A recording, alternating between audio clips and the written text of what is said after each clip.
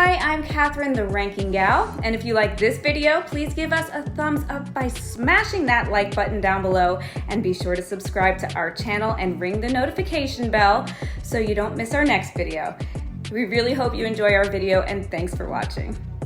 Of all the GOAT sports discussions in the United States, none are as interesting or as hotly debated as the greatest NBA players of all time and the greatest NFL quarterbacks of all time. Our first video was about the greatest NBA players, so naturally we decided to follow it up with the greatest NFL quarterbacks. Both debates generate more intrigue and complexity because of the added criterion of the number of championships won, since unlike almost all the other team sports, a truly great NBA player or a great NFL quarterback should be able to drag his team to a championship at least once in a typical 15-year career. Admittedly, this is slightly more likely for basketball players, for obvious reasons, but is still a valid consideration for ranking the career of a great NFL quarterback. And because championships are harder to come by for quarterbacks than basketball players, and the lack of an eye test that we have for a league that's 100 years old, I found making this list was even more subjective and difficult than the top NBA players list. Here's the criterion I came up with and used for quarterbacks, which is similar to the one I used for NBA players but slightly different. Which player, say in a healthy 15-year career and surrounded by a decent amount of talent throughout his career, identical to any player that you are comparing him with, would win the most championships? Assume that for at least some of those years, he was supported by some very good teams and overall surrounded by an average amount of talent. When I quote an all-time statistical placement of a quarterback, I eliminated other quarterbacks that have not played 5 full seasons from that list. Since all playoff games are big games, I define very big games as conference championships games plus Super Bowls. To eliminate further career speculation, one further criterion that I used is that the player had to be at least 32 years old because quarterbacks often perform well for many years after that since they hit their peak later than any other athletes. Before we get to the top 25, we want to mention some honorable mentions. I'll call them my Fantastic 15, starting with the old-timers. Bobby Lane, Y.A. Tittle, Norman Bronklin, Len Dawson, Darryl LaMonica, Bob Greasy, Ken Stabler, Ken Anderson, Randall Cunningham, Donovan McNabb, Tony Romo, Eli Manning, Phillip Rivers, Matt Ryan, and last but not least, the most overrated and underrated quarterback of all time, Broadway Joe Namath. In order to keep this video to a reasonable length, I have put a summary of quarterbacks 25 through 16 down below the video. Hi, and welcome to another video from Ultimate Rankings. I'm Mark, the Ranking Guy. The rankings on our channel are the result of serious research and relative criteria, unlike the many other fluff videos out there. The goal of our channel is to bring you the most accurate, interesting, and informative top 25 rankings in all of sports and entertainment. Let's get to the rankings. At number 25, we had Ben Roethlisberger. At number 24, we have Sonny Jurgensen. At number 23 is Warren Moon. At number 22 is Dan Fouts. At number 21 is Jim Kelly. And at number 20 is Fran Tarkenton. At number 19 is Russell Wilson. At number 18 is Kurt Warner. At number 17 is Terry Bradshaw. And at number 16 is Sid Luckman. At number 15, we have Troy Aikman, who was hard to rank since he was merely good during the regular season, but excellent during the playoffs. He was an accurate passer with a strong arm. He had an excellent playoff record of 11-4, 3-1 in conference championships, 6-1 in very big games, and in a 4-year period won all 3 Super Bowls that he played in and was MVP once. He threw 5 touchdown passes and just 1 interception in those 3 Super Bowls, and has the 16th highest playoff quarterback rating of all time. This 6-time Pro Bowler might have won 4 Super Bowls in a row if the Cowboys owner Jerry Jones didn't foolishly fire Jimmy Johnson after the Cowboys won 2 straight Super Bowls. At number 14, we have Drew Brees, who recently announced his retirement. He was a very accurate passer with the highest completion percentage of all time at 67.7% and had 53 game-winning drives, the second most all time. And while not a great runner, he moved well in the pocket and had great presence. He was the 13th highest adjusted quarterback rating of all time and 7th highest postseason quarterback rating of all time. His playoff record is 9-9, was 1-2 in conference championships, 2-2 in very big games, winning the only Super Bowl that he played in, and he was the MVP. He was first team All-Pro once, second team All-Pro 4 times, and has been a Pro Bowler an awesome 13 times. At number 13, we have Sammy Baugh. Maybe Slingin' Sammy should be higher, but I never saw him play. In addition to quarterback, he was a very good defensive back and a great punter. His adjusted quarterback rating is an amazing second all-time. His touchdown percentage was 6th all-time at 6.4. He won 2 championships. His playoff record was merely okay, 3-3, 2-3 in championship games. He was a 2-time Player of the Year, first-team All-Pro 4 times, and second-team All-Pro twice, and was a 6-time Pro Bowler. At number 12, we have Dan Marino, who is perhaps too low, or perhaps he's overrated by his admirers. I go back and forth. I will say that everyone above him on my list has at least 1 championship, and for a top 10 placement, that doesn't seem like too high of a standard. And everyone in my top 19 except Marino has a championship. To be fair, he would have had more success had he played on teams with better defenses and had a better rushing attack during his career. He had a rocket arm, perhaps the quickest release of all time, and great pocket presence, but was not very mobile. He ran a brilliant 2-minute drill, famously inventing this fake spike, and had 47 game-winning drives, the 4th most in history. His adjusted quarterback rating is 25th all-time, lower than you might expect. His playoff record was below average at 8-10. He was 1-2 in conference championships, 1-3 in very big games, losing in his only Super Bowl appearance. In the playoffs, he threw 24 interceptions in those 18 games, too many for a single elimination tournament. He won 1 MVP, was first-team All-Pro 3 times, second-team All-Pro 3 times, and was a 9-time Pro Bowler. At number 11, we have John Elway, who went out on top, and I believe this resulted in people overrating him, with his fans conveniently forgetting his 3 straight Super Bowl losses, when he played awful in 2 of them, and his inconsistent regular season play. His adjusted quarterback rating is 75th all-time. Let me repeat that, 75th all-time. Everyone I have above him on my list is 23rd or higher, except for Favre, who is 46. Just to be clear, this is adjusted. He's 84th all-time and non-adjusted for his era.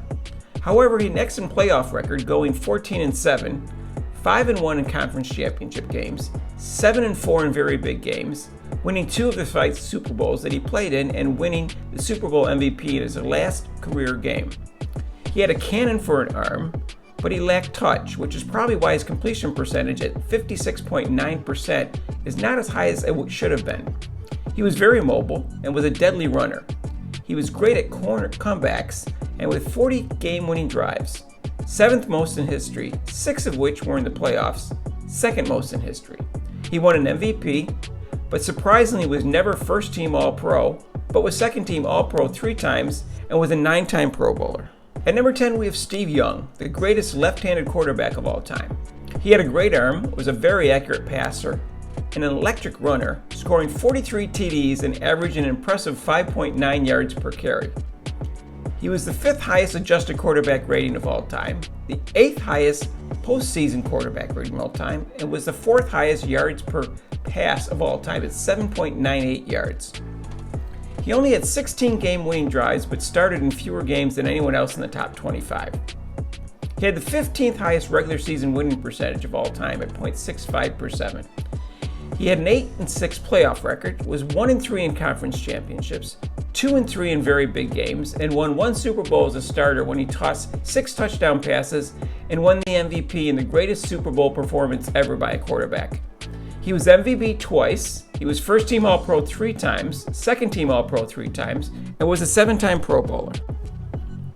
At number 9, we have the underrated Bart Starr, who is best described as a game manager on steroids who excelled in the postseason more consistently than any quarterback in NFL history. He has the highest quarterback postseason rating in history at 104.8. This is non-adjusted. If it was adjusted for his era, he would still be in first, only by more. Despite not being thought of as having a strong arm, he is 8th all-time in yards per pass at 7.85 yards. In the postseason, he was even better, averaging 8.2 yards per pass. He completed 61% of his passes and threw 15 touchdowns and only 3 interceptions in 10 games. In the regular season, he had the highest passer rating in the 60s in either league, and his adjusted quarterback rating is 21st all-time. He engineered perhaps the greatest drive in playoff history in the famed Ice Bowl. His playoff record is the highest winning percentage of all time for quarterbacks that played more than 2 games. He was 9-1, winning 9 straight after losing his first one in a very close game.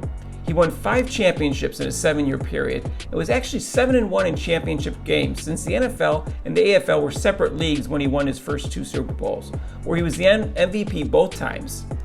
He won an MVP, he was first team All-Pro once, he was second team All-Pro 3 times, and was a 4-time Pro Bowl. At number 8, we have Brett Favre, known as a high-risk, high-reward gunslinger and an Ironman who holds the NFL record for the most consecutive starts in history with 297. At the time of his retirement, he was the NFL's all-time leader in passing yards, passing touchdowns, quarterback wins, and famously, for interceptions, the only record of the 4 that he still holds. If he had thrown fewer interceptions, 30 in 24 playoff games, he would have had more playoff success and might have made the top 3. He had phenomenal arm strength and threw great from inside and outside the pocket. His playoff record was 13-11, 2-3 in conference championships, 3-4 in very big games, and played in 2 Super Bowls, winning 1. He played well in both Super Bowls, throwing 5 touchdowns and only 1 interception. He had 43 game-winning drives, 6 all-time. He won 3 straight MVPs, was the first and only player to do so. He was first team All-Pro 3 times, second team All-Pro 3 times, and was a Pro Bowler an amazing 11 times. At number 7, we have Aaron Rodgers, perhaps the most talented quarterback ever, but currently without the postseason success to justify a higher ranking. To be fair, he's had some heart-wrenching playoff losses that were not his fault, and the Packers' defense has been below average for most of his career. My biggest criticism of him is that he is so intent on not throwing an interception, he doesn't take enough chances, the opposite of Favre. He has the lowest interception percentage of all time at 1.35 and has thrown an absolutely astounding 4.63 touchdowns for every interception thrown, perhaps the most impressive NFL quarterback statistic ever. He has played well in the playoffs with 45 touchdowns and just 13 interceptions in 20 games, and the 4th highest passer rating of all time at 100.5. He has the highest passer rating of all time at 103.9, and his adjusted quarterback rating is 8th all time for the regular season. He's a very accurate passer, especially downfield, and an excellent runner, scoring 31 touchdowns and averaging 5 yards a carry. His playoff record is 11-9, only 1-4 in conference championships games, 2-4 in very big games, and he has won 1 Super Bowl where he was the MVP. He has won 3 MVPs, was first team All-Pro 3 times, second team All-Pro once, and is 9-time Pro Bowler and is still active. At number 6, we have the underrated Rodgers Staubach, who due to 4 years of military service and concussions that piled up, was only a starter for 8 full seasons. He was a very accurate passer, both underneath and downfield. He was a dangerous runner, earning the nickname Roger the Dodger, scoring 20 touchdowns and averaging 5.5 yards a carry. When he retired, he had the highest NFL quarterback rating of all time, and his adjusted quarterback rating is 6th all time. He was famous for comebacks and had 21 game-winning drives, including a throw that the term Hail Mary was coined. In the 1972 divisional playoff game that he did not start because he was coming back from a separated shoulder, he came off the bench to throw 2 touchdowns in the last 90 seconds that lead the Cowboys to victory. He had an excellent record in the postseason at 11-6. 4-2 in NFC championship games, 6-4 in very big games, making it to 4 Super Bowls, winning 2, and was MVP in 1 of them. Both losses in Super Bowls were by a grand total of 8 points against the dominant Pittsburgh Steelers. He was the 4th highest quarterback winning percentage of all time at .746. Despite leading the league in quarterback rating 4 times, he was mysteriously never first team All-Pro and second team All-Pro only once. However, he was a 6-time Pro Bowler. At number 5, we have Johnny Unitas, the inventor of the all-important 2-minute drill. I'm sure this surprised ex-Steelers head coach Walt Keisling, who cut Unitas in 1956 because he stupidly thought that Unitas was not smart enough to quarterback an NFL team. Not a good move, as Unitas went on to become known as one of the most respected quarterbacks ever, known for his toughness, leadership, his strong arm, his touch, and his brilliant play calling. He would have had even more success and better numbers, but the last 1/3 of his career, he was constantly plagued by arm and shoulder injuries. In 1958, he led the Colts to a 4th quarter game-tying drive and then a game-winning drive to win the NFL's first overtime game, dubbed the greatest game ever played. Next year, the Colts won the championship again, with Unitas having another outstanding game and the legend of Johnny U was born. Not surprisingly, he had 38 game-winning drives, the 8th most all-time, and the most of any quarterback that played before 1983. His adjusted quarterback rating is 23rd all-time, and his quarterback winning percentage is .652, the 16th highest all-time. His playoff record was 6-2, 1-1 in conference championships, 3-1 in championship games, 4-2 in very big games, and winning 3 championships, including 1 Super Bowl. He won 3 MVPs, was first-team All-Pro an impressive 5 times, second-team All-Pro twice, and was a 10-time Pro Bowler. At number 4, we have Otto, who was difficult to rank because I didn't see him play, and because he spent his first 4 years of his only 10-year career in the AAFC. The 7-team AAFC didn't have as much depth as a 10-team NFL, but from the research that I did, the NFL was only slightly better than the AAFC, or perhaps a little more. However, it's impossible to say because the NFL refused to play the AAFC. When the AAFC folded in 1949, Graham's 4-time defending AAFC champ, Cleveland Browns, entered the NFL. In the first game of the season, they played the 2-time defending champions, Philadelphia Eagles, and the Browns destroyed them 35-10.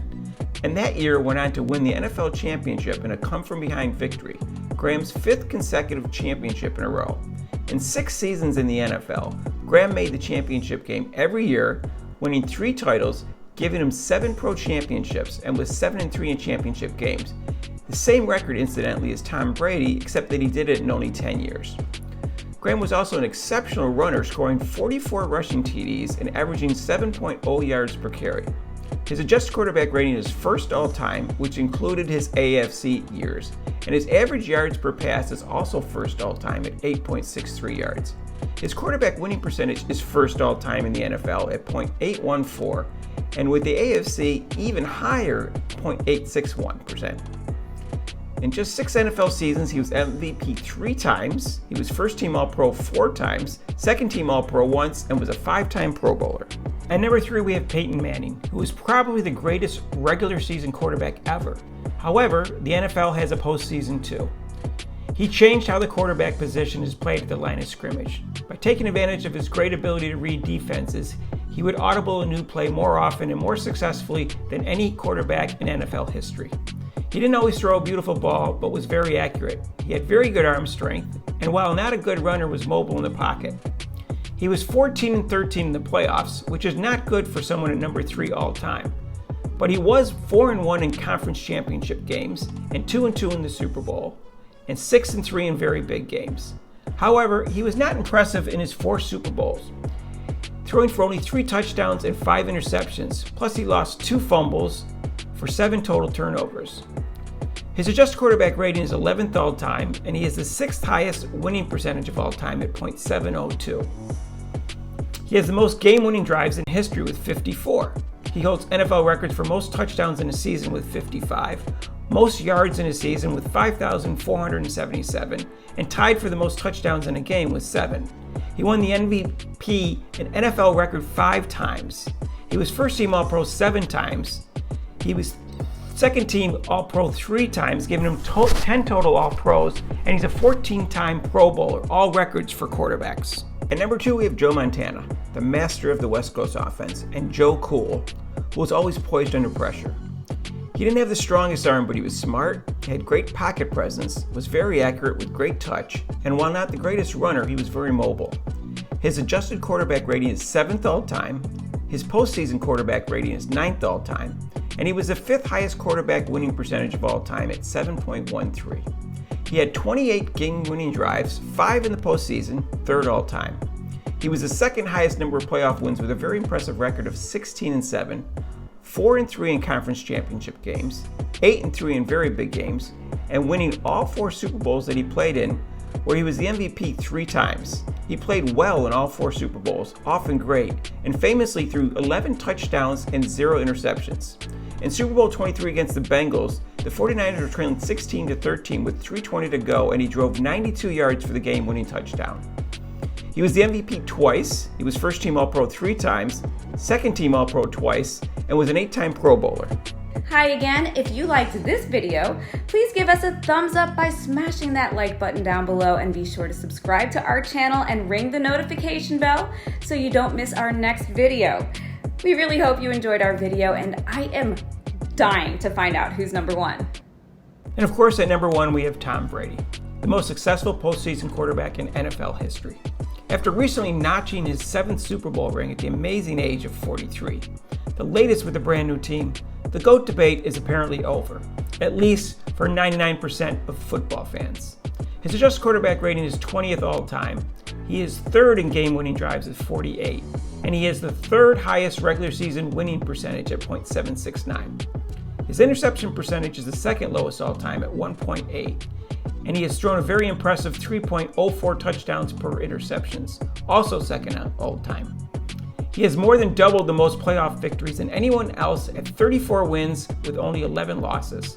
He has played in 14 conference championship games, winning 10, and is 7-3 in the Super Bowls, or 17-7 in very big games. He has won the Super Bowl MVP a record 5 times, and he has won the regular season MVP 3 times. He has been first team All-Pro 3 times, second team All-Pro twice, and is a 14-time Pro Bowler, tied for the most among quarterbacks. And he is threatening to play for another 5 years. Hey, just a reminder that we do both sports and entertainment ranking videos, so please check them all out at our video channel. We don't expect anyone to completely agree with our rankings, so please let us know what your rankings are and what you agree and disagree with in the comment section. And feel free to let us know what ranking videos you'd like to see next. And thanks for watching.